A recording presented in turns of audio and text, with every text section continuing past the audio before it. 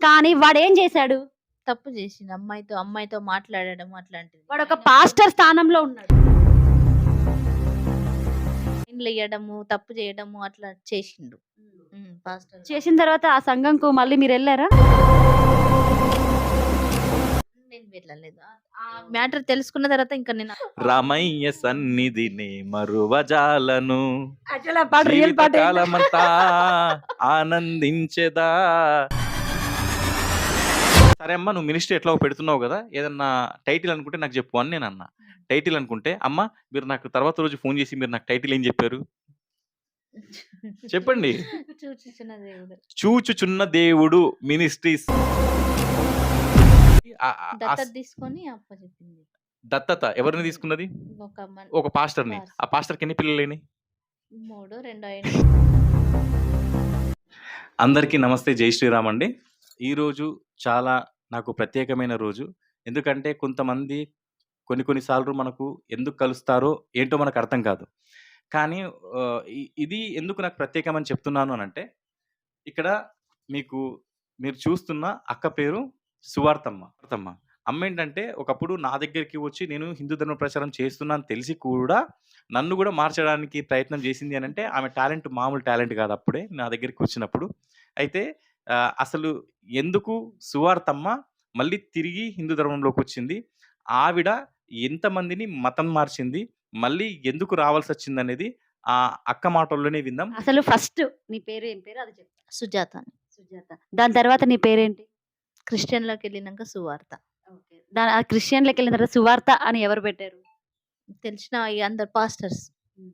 ఇప్పుడు మళ్ళా నీ పేరేంటి? సుజాత. ఓకే. మీరు ఎందుకు క్రిస్టియన్‌లోకి వెళ్ళాల్సి వచ్చింది? అప్పుడున్న సిచ్యువేషన్ నాకు అట్లా బాగాలేకుండే వెళ్ళిపోయినా. అంటే సిచ్యువేషన్స్ అంటే అమ్మా? మా ఇంట్లో అమ్మ వాళ్ళు కానీ నా భర్త తరపున కానీ కొంచెం టెన్షన్స్ ఉండే, దానివల్ల నేను వెళ్ళిపోయినా. ఎవరొచ్చి చెప్పారు నీకు అందులోకి వెళ్తే బాగుంటది అని? ఒక ఫ్రెండ్ ఉండే, లేడీసే, వాళ్ళతో వెళ్ళిపోయినా. ఫస్ట్ ఒక మతం మారిన లేడీ వచ్చి మీ దగ్గరికి వచ్చి చెప్పడం వల్ల ఇట్లా కష్టాలు పోతాయి, అన్ని మీ ఫ్యామిలీలో అన్ని మంచిగా అవుతాయి అని చెప్పడం వల్ల సుజాత కాస్త సువార్త అయింది. ఓకే. దాని తర్వాత నువ్వు ఆ చర్చికి వెళ్ళడం వల్ల లాభ పొందావా, నష్ట పొందావా? అసలు నీ లైఫ్ లో జరిగింది ఏంది చర్చికి వెళ్ళిన తర్వాత? చాలా నష్టపోయినా నేను. కాకపోతే ఫస్ట్ మంచిగానే అనిపించింది. అంటే వినడం, వాక్యం ద్వారా అట్లా వినడం నాకు మంచిగా అనిపించింది. కానీ తర్వాత నేను లాస్ అవుతా ఉన్నప్పుడు నాకు అనిపించిన తర్వాత మొన్న మధ్యలో మా బాబు పెళ్లి చేసిన తర్వాత నేనైతే మొత్తానికి ఇంకా అసలు నాకు ఏది కూడా వద్దు అనుకున్నా. వద్దు నేనని వేరే దగ్గర చూయించుకుంటే చెప్పేసిండ్రు వాళ్ళు, ఆమెకి దుర్గమ్మ వస్తది, ఆమె చెప్పేసింది. అంటే ఇట్లా వద్దు, నువ్వు మతం వద్దు, ఏమొద్దు అని చెప్పి బాగా తిట్టింది నన్ను. తిట్టేసి తర్వాత ఇంటి దేవుడినే పూజించు అని చెప్తే సరే ఆ దుర్గమ్మ వచ్చి ఆమె ఏమో చెప్పింది అన్నారు కదా. అంటే నా చేతి పట్టుకొని ఫస్ట్ ఏమని అడిగిందంటే, నువ్వు నా సైడ్ వస్తే నేను నీ చేతి పట్టుకుంటాను, నీ సైడ్ ఉంటే నేను పట్టుకోను అని చెప్పింది. నీ సైడ్ అంటే ఏ సైడ్? ఆమె సైడ్ అంటే అమ్మవారి సైడ్. నీ సైడ్ ఉండద్దు అని చెప్పింది కదా, నువ్వు ఏ సైడ్ ఉండదు? మతంలోకి క్రిస్టియన్ అని ఆమెకు అర్థమైపోయింది ఆల్రెడీ. నేను చెప్పకపోయినా ఆమెకు అర్థమైంది. అయితే సరే అని చెప్పేసి నా చేతి ఆమెకి ఇచ్చాను అప్పుడు. అవునమ్మా, మీరు ప్రార్థనలు చేసేవారు కదా అమ్మ, మీకు స్వస్థత వరం ఉందా అప్పుడు? అవును కదా. ఉంది. ఎంతమందిని మీరు మతం మార్చారు? ఒక 50-60 వరకు మార్చిన. వామ్మో, చూడండి, ఒక 50 మంది మన హిందువుల్ని గొర్రెల్లాగా మార్చేసింది 50-60 మందిని. అంటే ఒక సంఘాన్ని, ఒక సంఘం అంతా. అయితే ఆడదానికి బోధించే అర్హత లేదు అని బైబిల్లో అంటారు కాబట్టి, ఇప్పుడు మా అమ్మ అయినా కానీ మీకు తెలుసు, ఒక ఆవిడ 12,000 రూపాయలు ఏంటి రేకులు ఇస్తే ఆ రేకులు తీసుకెళ్ళి ఎవరికి ఇచ్చింది? పాస్టర్కి ఇచ్చేసింది. అదే విధంగా మా అమ్మ ప్రార్థన చేస్తే, మా అమ్మ దయ్యాలని వెళ్ళగొడితే, అదే విధంగా రోగుల్ని స్వస్థపరిస్తే వాళ్ళు కానుకలు ఇచ్చేవాళ్ళు. ఉల్లిగడ్డలో, ఉల్లిపాయలో, ఒకతనికి ఉల్లిపాయలు వండేవారు అన్నమాట అప్పట్లో. ఆ ఉల్లిపాయలు తీసుకొచ్చి ఇచ్చిండు, ఒక ఆయన బియ్యం తీసుకొచ్చి ఇచ్చిండు, ఇంకొకళ్ళేమో డబ్బులు ఇచ్చేవాళ్ళు. అయితే అవి కూడా తీసుకెళ్ళి ఎవరికి ఇచ్చేది? ఒక పాస్టర్కి ఇచ్చేది. అట్లాగే మీకు కూడా ఎంతో కొంత డబ్బులు ఇచ్చేవాళ్ళు కదా, అవి తీసుకెళ్ళి ఎవరికి ఇచ్చేవాళ్ళు మీరు? నేను కూడా పాస్టర్కి. అంతే కదా. అంటే ఇక్కడ గుర్తుపెట్టుకోండి, ఒక విషయం చాలా మందికి అర్థం కాదు.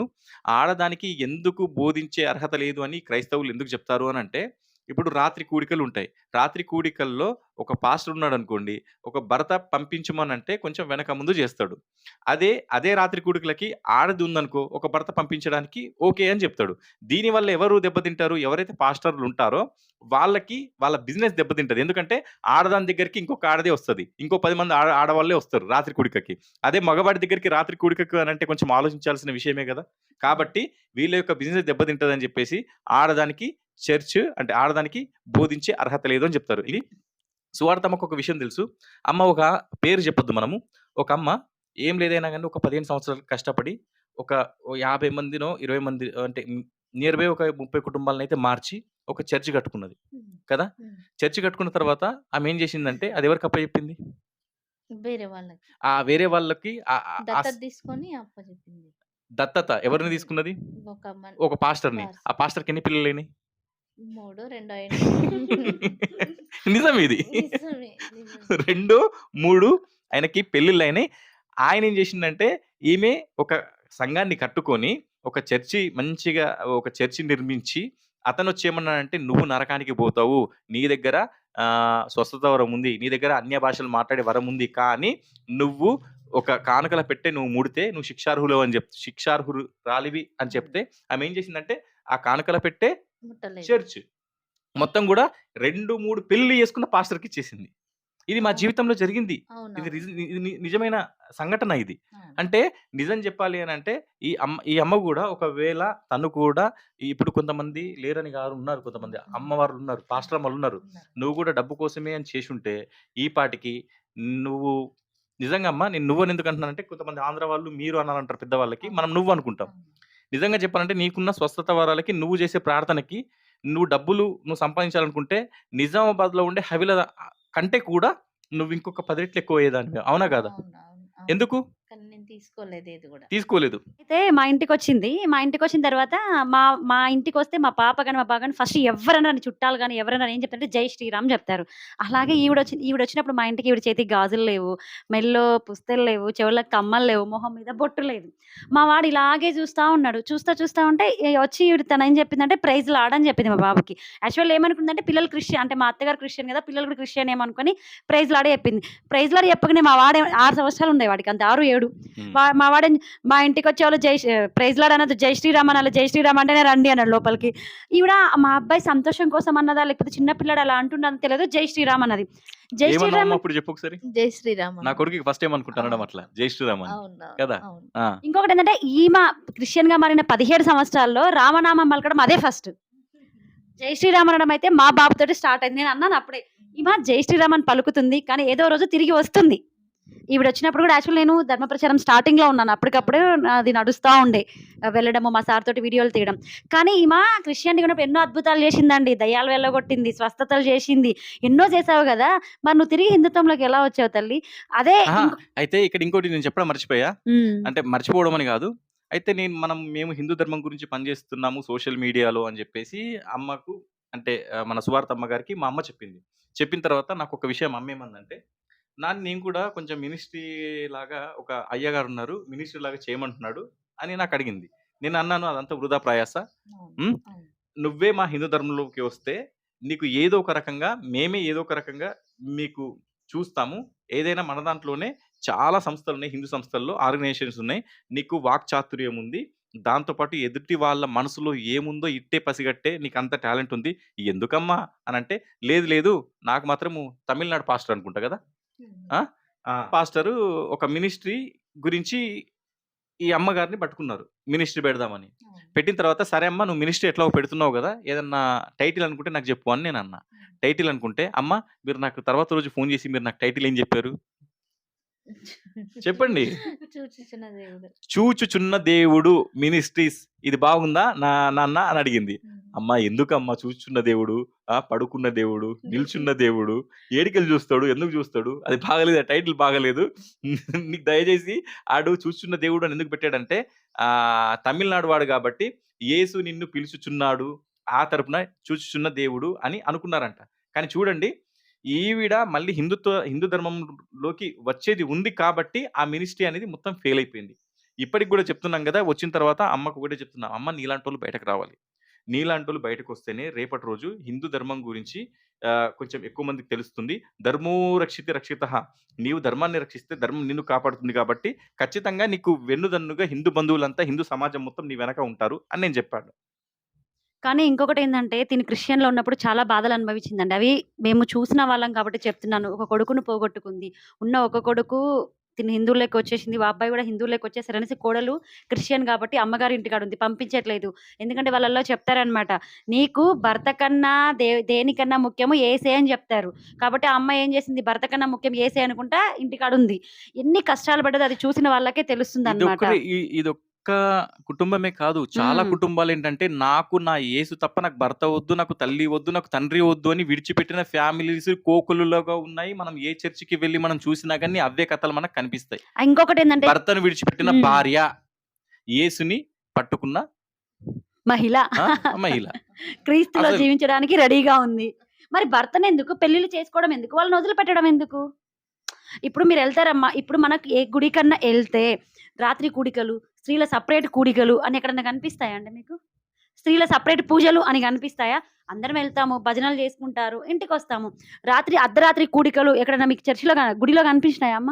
అంటే అసలు అమ్మ తిండి ఉన్నా లేకపోయినా కానీ వాళ్ళిచ్చే కానుకలు కూడా అసలు దానిపైన కూడా దృష్టి లేకుండా ఎంతో మంది దగ్గరికెళ్ళి స్వస్థతలు జరిపింది.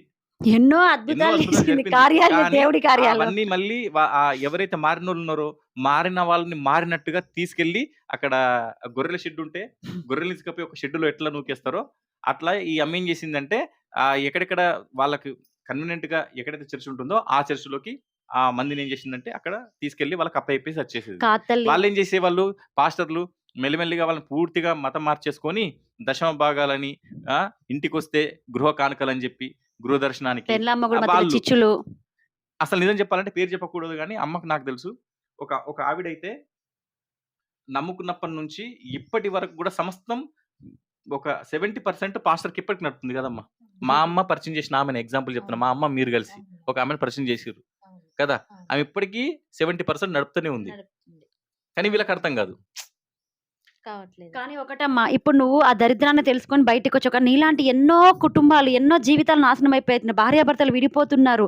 అసలు ఇంట్లో ఉండట్లేరు. ఎప్పుడు చర్చి, యేసు, ప్రార్థన అని చేసుకుంటున్నారు. ఎందుకు తల్లి అంత? ఇప్పుడు మీరన్నారు, నేనొక మాట అన్నాను మీరు. ఇప్పుడు గుడి ఎంత ప్రశాంత స్థలమో, చర్చి ఎట్లాంటిదంటే వ్యభిచారానికి కేంద్రాలుగా మారిపోతున్నాయి. మనం ఒక మాట మాట్లాడుకున్నాం. మీరన్నారు ఇందాక, ఒక పాస్టరే ఒక అమ్మాయి మీద అదేంది ఆ పాస్టర్ ఆ సంఘంలో వాళ్ళు పెళ్లి చేసుకోవద్దు యాక్చువల్లీ. కానీ ఆ చర్చిలో ఏం చేశాడమ్మా? మనం చర్చి పేరు చెప్పాల్సిన అవసరం లేదు. ఒక చర్చి పాస్టర్ పెళ్లి చేసుకోకుండా దేవుడికి ఏమంటారది? అర్పించుకున్నారా? దేవుడికి పెళ్లి చేసుకోకుండా పాస్టర్‌గా అర్పించుకున్నాడు. కానీ వాడేం చేశాడు? తప్పు చేసింది. అమ్మాయితో మాట్లాడడం అట్లాంటిది. వాడొక పాస్టర్ స్థానంలో ఉన్నాడు. మంచిగా చెప్పిన. బోధించాల్సింది పోయి ఆయన లైన్‌లెయ్యడము, తప్పు చేయడము అట్లా చేసిండు. పాస్టర్ చేసిన తర్వాత ఆ సంఘంకు మళ్ళీ మీరెళ్లారా? నేను వెళ్ళలేదు. ఆ మ్యాటర్ తెలుసుకున్న తర్వాత ఇంకా నేను అక్కడికి వెళ్ళలే. డ్రాప్ అయినా నేను. ఇలాంటియన్ని చూసిన నేనెళ్ళను. ఇలాంటియన్ని చూసిన తర్వాత నీకేమనిపించింది తల్లి? నాకొద్దు హిందూ ధర్మమే కరెక్ట్ అనిపించింది. మేము ఇన్ని సార్లు నీకు ఫోన్‌లో మాట్లాడడం గాని, మా ఇంటికొచ్చినావు గదా! పోనీ నేనెక్కడైనా క్రిస్టియన్ అని మేమేమన్నా దూరం పెట్టి నీకు తిట్టడం ఏమన్నా జరిగిందా? లేదు తిట్టలేదు. అసలు నిజం తిట్టలేదు. చెప్పాలంటే అనుకోకుండా మొన్న రీసెంట్‌గా 1 వీక్ బ్యాకు మన ఫోన్ చేసింది. ఆ అక్క ఫోన్ చేసి, "నేను సువార్తనమ్మని మాట్లాడుతున్నాను" అన్నది. నేను హిందూ ధర్మంలోకి వచ్చేసాను అని చెప్పింది. అవునా! జై శ్రీరామ్ అంటే జై శ్రీరామ్ అనేసింది. అప్పుడు ఏంటంటే నేను వేరే ప్రోగ్రామ్‌లో ఉన్నా కాబట్టి మళ్ళీ ఫోన్ చేయలేదు. వచ్చిన తర్వాత మళ్ళీ నా భార్యతో మాట్లాడించా కదా! ఇప్పుడు మీకేమైనా పాటలు మీకు మంచిగా గుర్తున్నాయా? క్రిస్టియానిటీ? కానీ అంత రావట్లేదు ఇప్పుడు. తక్కువ. ఒక పాట పాడలాడమ్మా. ఒక పాట పాడు. రావట్లేవు ఇప్పుడు. ఒక 2 లైన్‌లు పాడు మా వాళ్ళ కోసం. మా ప్రేక్షకులు ఆనందిస్తారు. వద్దు. నీతో పాటు నేను కూడా పాడతా. నాకు కూడా గుర్తులేవింది. ఒక పాట చెప్పండి ఏదన్నా. జుంటితేనే దారాల కన్నా రామనామమే మధురం, రామయ్య సన్నిధిని మరువజాలను, జీవితకాలమంతా ఆనందించెదా, రామనామమే ఉచ్చరించెదా. అది రియల్ పాట పాడమ్మా. ఎందుకు రామనామే వాడతాం మేము. ఏది అదే రియల్ పాట ఏముంది, జింటితేనే అంతే. ధారల కన్నా రామనామమే మధురం రామయ్య అయితే నేను ఒకటి సన్నిధి. చెప్తున్నానమ్మా, ఇప్పుడు నువ్వు 50 కుటుంబాలు పాపం తెలియక వాళ్ళ జీవితాలు నాశనం చేసావు తల్లి. ఇప్పుడు తెలుసుకొని నువ్వు ఏ 50, 60 కుటుంబాలనైతే, ఏ తల్లులనైతే తీసుకెళ్ళి దరిద్రంలో పడేసావో, ఓకే, మురుక్కుంటలో పడేసావో, వాళ్ళని ప్రతి ఇంటికి మనం వెళ్ళగలుగుతాం. ప్రతి ఒక్కరిని తీసుకొచ్చే బాధ్యత మనదే తల్లి. ఎందుకంటే మనం తెలిసి చేసామో మీరు తెలియక చేశారో తెలియదు. అది మీరనే కాదు, నేను కానీ ఎవరైనా సరే. అప్పుడున్నప్పుడు ఆ సువార్త. ఇంకోటి ఏంటంటే, నేను మొన్న ఒకరి ప్రోగ్రామ్ చేస్తే మా సార్ ఒకటి క్యాప్షన్ పెట్టాడు, సువార్త జ్ఞాన సభలు అని. క్రిస్టియన్ గాళ్ళు ఒక్కొక్కడు ఫోన్లు చేసుకుంటా నువ్వు మా సువార్తను ఎట్లా పెడతావు అన్నారు. అరే సువార్త అంటే క్రిస్టియన్, ఏమన్నా అది క్రిస్టియన్స్ కి మాత్రమే సంబంధించిందని ఏమైనా ఉందా? కాదు కాదు కాదు. సువార్త అంటే సు అంటే మంచి, వార్త అంటే విషయము. సువార్త, సు అంటే మంచి, వార్త అంటే విషయం, ఏదైనా దాన్ని సువార్త. ఓకే, నువ్వు మంచిదే తల్లి. సువార్త అన్న పేరు తీసేసుకుందాం, మనం మన సుజాతనే పెట్టుకుందాము. సుజాత. నువ్వు ఇప్పటి నుంచి సువార్త శవార్తను ప్రకటించకు. ఏం ప్రకటించు? శవార్తను ప్రకటించకు. శివుని నామాన్ని ప్రకటించు, రామనామాన్ని ప్రకటించు. ఆ శవార్తను తల్లి వదిలేయి. ఎలాగైతే 56 కుటుంబాలను తీసుకెళ్లి ఒక చెత్తలో పడేసావో, వాళ్ళందరినీ తీసుకొచ్చి మళ్ళీ మనం ఎక్కడికి పడేసాలో ఒక తీర్థం ఇచ్చేసి కానీ వాళ్ళ రామనామం మైండ్ లని పలికించాలి. తీసుకపోయి ఆ ఫ్రిడ్జ్ లో పెట్టుకున్నారు. ఇప్పుడు అది ఆ ఫ్రిడ్జ్ లో ఎక్కడ వెతికి ఆ పాపం మైండ్ మేము ని తొందరగా ఫ్రిడ్జ్ లోకి వెళ్ళి తీసేసుకుందండి మా మైండ్ ని. మనం మిగతా వాళ్ళ మైండ్ ని అందులోనే ఉంచినావు తల్లి. వాళ్ళందరినీ మనం ఏం చేయాలి? తీసుకొని ఫస్ట్ దొరకాలి. ఆ ఖచ్చితంగా మైండ్ ఎక్కడ ఉంది దొరికితే అప్పుడు పెట్టిన తర్వాత వాళ్ళకి గుర్తుకొస్తుంది. నేను చేస్తాను. నా వంత ఖచ్చితంగా చేస్తాను నేను. మేము కూడా చేస్తాం. మేము సపోర్ట్ ఉంటాం. వదిలిపెట్టాం కదా ఫస్ట్. మీరు చేసిన దాకా మేము ఆహా. వదిలిపెట్టాం కదా. అమ్మ. కాదమ్మా, చాలా మంది పాస్టర్లు ఫ్రాడ్ చేశారా లేదా తల్లి మీ జీవితంలో? చేసిండ్రు. నాకు అందుకే విరక్తి కలిగి నేను గమ్మున సైడ్ కి వచ్చేసిన. ఒక ఎందుకు దైవజనులు- ఎవరి మీద నింద వేయకుండా నాది నేనన్నా పక్కకు అయిపోతే బాగుంటది అని చెప్పేసి కానీ మీ అందరూ మీరు పక్కకు రాలే. మాలాంటి హిందుత్వవాదులు గాని, మన బీజేపీ వాళ్ళు గాని చెప్పడం ద్వారా ఉమ్. ప్రశాంత్ గౌడ్ అని వీళ్ళని చాలా చెప్పడం. మళ్ళా మా అల్లుడు మురళి ఆయన కూడా బీజేపీ ఆర్ఆర్ఎస్. ఆయన కూడా ఎక్కడ కలిసినా నాకు, నేను ప్రైజ్ లాడ్ చెప్పకపోయినా గానీ క్రిస్టియన్ జై శ్రీరామ్ అనేవాడు. నేను కూడా గుడికి వస్తుండే, మా ఇంటి దగ్గరే గుడి ఉంది. ఆ టెంపుల్ కి వచ్చినప్పుడు ఖచ్చితంగా అత్తమ్మ జై శ్రీరామ్ అంటుండే. నేను చెప్తుండే జై శ్రీరామ్ మురళి అని చెప్పి. మన పరిచయం దాదాపు 3 ఇయర్స్ అవుతుందమ్మా. మేము మీకు పరిచయం కాబట్టి 3-4 ఇయర్స్ అయింది. ఎక్కువైపోయిందా? కానీ అప్పటి నుంచి అప్పుడు ఒక చాలా సార్లు కాల్స్ కూడా చేసాము, మాట్లాడాము. కానీ మీరు మా సార్ చెప్పారు, మీరు హిందుత్వంలోకి రండమ్మా, ఎక్కడ మాకు తెలిసిన దగ్గర మీకు పెడతాము, మీకు తోచినంతగా మేము సహకరిస్తామని. మీరు 50-60 కుటుంబాలు మార్చి ₹1 అయినా మీరు ఇంకొకటి ఏంటంటే, అమ్మ ఈమె ఒక పాస్టర్ అమ్మ అండి. మీకు ఇంకో విషయం చెప్పడం మర్చిపోయాను. ఒక పాస్టర్ అమ్మ అనమాట. కానీ అంటే ఈమె దశమ భాగం తీసుకొని పాస్టర్ అమ్మ. ఆమె చెప్పాలంటే ఆమె ఇన్కమ్ ని కూడా సువార్థికురాలు. వదులుకున్నది అనమాట. ఇన్కమ్ దేవుడి కోసం ఆమెకు వచ్చే ఆదాయాన్ని కూడా వదులుకున్నది. అంటే వచ్చే ఆదాయాన్ని తీసుకెళ్లి ఎవరికి ఇచ్చింది? పాస్టర్ గారికి పాస్టర్లకి. ఇచ్చింది. అది సరేనా తల్లి? ఇంకొకటి, బైబిల్ పూర్తిగా చదివినావా నువ్వు? చదివినా కాబట్టి బయటకు వచ్చినావు. అదే మిగతా వాళ్ళు కూడా మనం చదివే విధంగా చేద్దాము. సరే ఖచ్చితంగా చేద్దాం. అంటే బైబిల్ చదివే విధంగా చేద్దాం. మేమేం చెప్తున్నాం, బైబిల్ చదవద్దని చెప్పట్లేదు, బైబిల్ చదివే విధంగా చేస్తాము. ఆ. బైబిల్ చదివితే ఆటోమేటిక్ వాడు బయటకు వస్తాడు.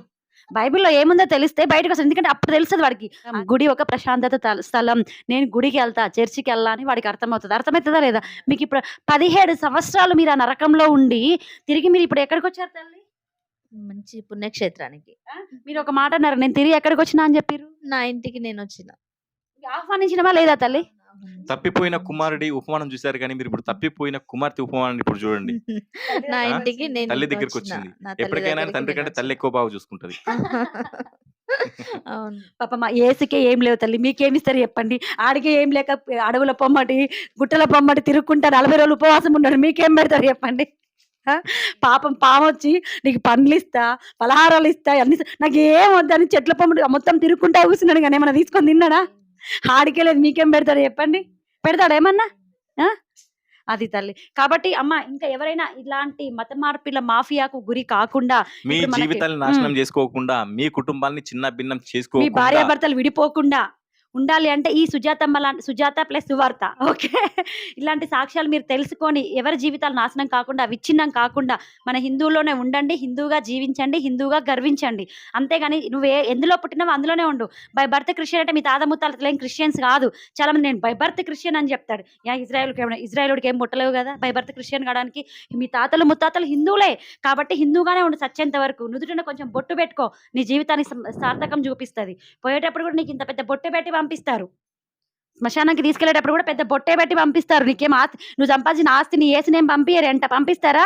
ఆ పెట్లో పెడితే ఏమైతుంది, ఆ శవం ఆయన వచ్చి లేపుతాడట. ఆయన వచ్చి లేపిందాక ఆ శవం అక్కడే ఉంటుందా? పాపం ఆయన శవం లేదు ఇప్పటికి. ఆయన శవం ఆయనే లేపుకోలేడు, ఇంకా మీ శవాలను వచ్చి ఏం లేపుతాడు చెప్పండి? యేసు పుట్టింది తెలియదు, ఆయన లేచింది తెలియదు, ఏమీ తెలియదు. కానీ మొన్న ఒక ఆమె అన్నది చరిత్ర ఆధారాలు యేసుకు లేవు అని. ఉన్నాయి ఎక్కడన్నా తవ్వితే యేసు విగ్రహాలు కనబడుతున్నాయా బయటికి? ఆ? కాబట్టి తల్లి ఇప్పటికైనా తెలుసుకున్నావు, నీకు పాస్టర్లు కాల్ చేస్తున్నారు, ఎందుకు వెళ్తున్నా పాస్టర్లు కాల్ చేస్తున్నారా అమ్మ? చేసిండు మొన్న మీటింగ్ ఉంది రమ్మని చెప్పి ఒక పాస్టర్ చేసిండు. మళ్ళీ ఇక్కడ కూడా వేరే పాస్టర్ ఉంటాడు, ఆయన కూడా చెప్పిండు రమ్మని. మళ్ళీ లేదు లేదు, అట్లాంటప్పుడు ఏం చేయాలంటే అయ్యగారు నేను ఒక పెద్ద సాక్ష్యం ఇస్తా అని చెప్పాలి. కానీ ఆ సాక్ష్యం వింటే అందరు విశ్వాసులు అందరూ కూడా అసలు అందరూ షాక్ అయిపోతారు, అయ్యగారు వచ్చి ఇచ్చానా నన్ను. కానీ వెళ్ళి మైక్ పట్టుకున్న తర్వాత నేను హాఫ్ అన్ అవర్ దాకా కూడా ఇవ్వనని చెప్పండి. వెళ్ళిన తర్వాత హిందుత్వం గురించి చెప్పి అక్కడే బొట్టు పెట్టేసుకోండి, జై అది శ్రీరామ్ జై అని శ్రీరామ్ అని చెప్పండి. చెప్పండి. అప్పుడు ఉన్న రోగం పోతుంది వాళ్ళకి. అప్పుడు నిజ దేవుడు కనిపిస్తాడు. మీటింగ్లు వాళ్ళకి అప్పుడు నిజమైన దేవుడు కనిపిస్తుంది. మీటింగ్లు పెట్టి అది పెట్టి ఇది పెట్టి మంగళవారం మీటింగ్ ఉంటది ఆల్రెడీ, నాకు అందుకే కాల్ చేసిండు, ఇయ్యాలనే చేసిండు పొద్దున. ఉమ్, చేస్తే నేను చెప్పేసిన ఇంకా ఆయనకు ఓపెన్ గా, ఉమ్. అయ్యా నేను ఇట్లా మ్యారేజ్ లేదమ్మా, ఫోన్ లేపగానే జై శ్రీరామ్ అంతే. వాడు ఇంకో మాట మాట్లాడాడు. జై శ్రీరామ్ అన్నప్పుడు ఏమైతే దయ్యాలు భయపడిపోతాయి, ఆటోమేటిక్ గా ఆడ కట్ చేయడు, ఫోన్ కట్ అయిపోతుంది. అది అది ఒక యాప్ పెట్టుకుంటాడు. అదేంటంటే ఎవరైనా జై శ్రీరామ్ అన్నారు అనుకో, యాప్ ఆటోమేటిక్ కట్ చేస్తుంది. సరే అమ్మా, అయితే మీరు ఇంత గొప్ప సాక్ష్యం ఇచ్చారు కదా, సరే అన్నీ అయిపోయినాయి. ఇన్ని రోజులు ఆ కుంపట్లో ఉన్నారా, బురదలో ఉన్నారు, ఇప్పుడు బురదలో ఉన్నారు కదా, ఇప్పుడు మీరు తిరిగి వచ్చారు కదా, ఇప్పుడు మీ జీవితం ఎలా ఉందమ్మా? సంతోషంగా ఉంది. ఇంకా సంతోషంగా ఇంకా సంతోషంగా ఉంటది. ఇంకా మీ యొక్క సంతోషాన్ని చాలా మందికి వెదజల్లుతారు. చూడండి. జై శ్రీరామ్. ఉంది. సరే అమ్మ, ఒకసారి జై శ్రీరామ్ జై గట్టిగా. జై శ్రీరామ్. జై శ్రీరామ్, హర హర మహాదేవ. శంకర్. అయితే మీకేంటంటే మా మోక్ష ధర్మ తరపున ఒక చిన్న ఒకటి ఇది భగవద్గీత చిన్న సార్. మళ్ళీ మళ్ళీ మనం వస్తాము, మళ్ళీ ఉంటుంది వేరేది. ఆ? సరే అమ్మ. సరే అమ్మ. జై జై శ్రీరామ్. శ్రీరామ్.